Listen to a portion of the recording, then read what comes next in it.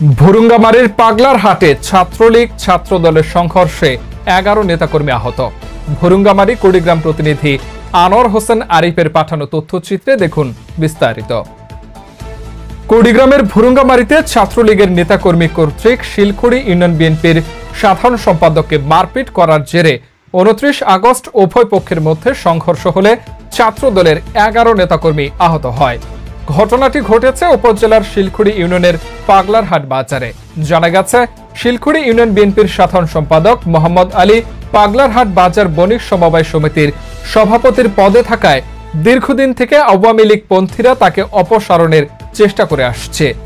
এরই জের ধরে 28 আগস্ট বুধবার রাত আনুমানিক 12টার সময় একই এলাকার মুজাম্মেল হকের পুত্র কুড়িগ্রাম সরকারি কলেজ শাখা ছাত্রলীগের সদস্য আশরাফুল আলম, উত্তরছাট গোপালপুর গ্রামের আব্দুর রহিম মুন্সির পুত্র, গোপালগঞ্জ শেখ মুজিব বিশ্ববিদ্যালয়ের হল শাখার সাধারণ সম্পাদক ও মোহাম্মদ ওয়াজেদ আলী ও দক্ষিণ ছাট গোপালপুর গ্রামের আব্দুর রহিমের পুত্র, ওয়ার্ড ছাত্রলীগের সভাপতি শাকিল মিয়া ও স্থানীয় আওয়ামী লীগের জালাল উদ্দিন পাগলারহাট বাজারে শিলখুড়ি ইউনিয়ন বিএনপির সাধারণ সম্পাদক মোহাম্মদ আলীর সাথে বাগবিতণ্ডায় লিপ্ত হয়।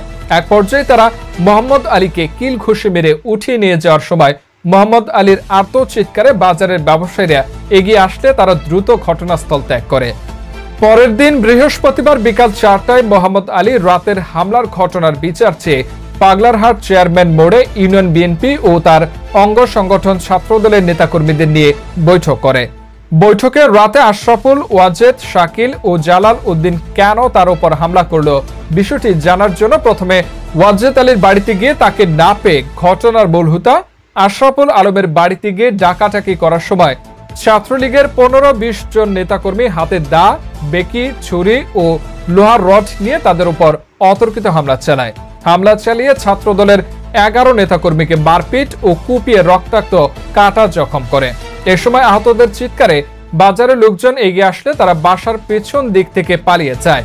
এ সময় বিক্ষুব্ধ হয়ে বিএনপি ও বাজারের লোকজন ছাত্রলীগের নেতা আশরাফুল আলমের বাড়ি ভাঙচুর করে। পরে আহতদের চিকিৎসার জন্য ভুরুঙ্গামারী উপজেলা স্বাস্থ্য কমপ্লেক্সে ভর্তি করে। আহত ছাত্রদলের নেতাকর্মীরা হলেন উপজেলার কাঠগির গ্রামের জালাল উদ্দিনের পুত্র সোহাগ রানা, চর উত্তর তিলে গ্রামের আব্দুল হালিমের পুত্র মনিরুল ইসলাম, উত্তর ধলডাঙ্গা গ্রামের আব্দুল বাড়ির পুত্র তহিদুল ইসলাম, উত্তর ধলডাঙ্গা গ্রামের মনির উদ্দিনের পুত্র জাহিদ হাসান নাহিদ, চর উত্তর তিলে গ্রামের শাহাদত হোসেনের পুত্র মাহমুদুল হাসান, চর উত্তর তিলে গ্রামের আব্দুস সামাদের পুত্র সাজু মিয়া, শালছড় গ্রামের ইব্রাহিম আলীর পুত্র জিহাদ হোসেন, চর উত্তর তিলে গ্রামের মনোয়ার আলীর পুত্র জুয়েল রানা। এছাড়া আরো 3 জনকে উন্নত চিকিৎসার জন্য রংপুর মেডিকেল কলেজ হাসপাতালে রেফার করা হয়েছে।